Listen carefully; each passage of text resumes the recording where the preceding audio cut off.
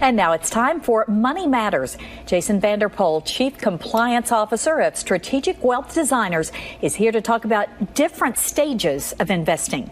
Jason, we appreciate you coming. Thanks for having me. So explain, there is a difference, obviously, in accumulation and distribution, and you have to know where you are, right? Absolutely. It all depends on the stage you are in life. As you start out your career in your 20s and your 30s and 40s and you're saving towards that retirement, clearly accumulation means that you're trying to accumulate assets.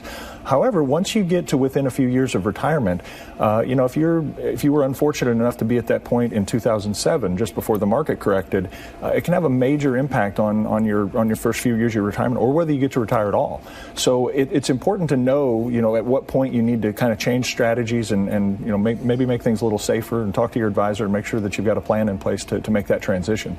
Okay, for the younger viewers who are still really in that accumulation phase, how do they balance enjoying the experiences that they want to enjoy versus making sure that they do have enough set back for retirement? Well, it's a difficult balance. I mean, it's very difficult when you're in your 20s to look at something that's 40 years away and say, well, that's important. And so having that historical and kind of long-term perspective is a big thing to a mental hurdle to get over.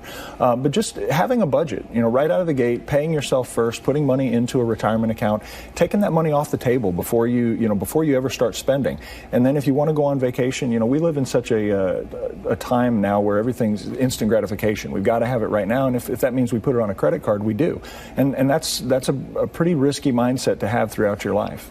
What should you think about when you do get to that distribution point, and then you don't want to, outlive your money? I mean, you get to a situation where you've run out, late in life. Absolutely. And living within your means is important at any stage of life. But when you're getting ready to retire, having a budget, sitting down with your advisor and making sure that you know what you're spending, what you plan to spend in retirement. A big misconception is that when you get to retirement, your expenses go down and everything it becomes easier and you live on less.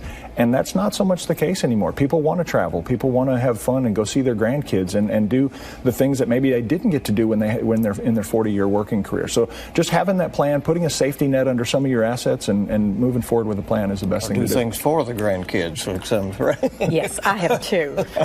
And it's fun. We appreciate you. Thank you. Absolutely. Glad to have you in, Jason.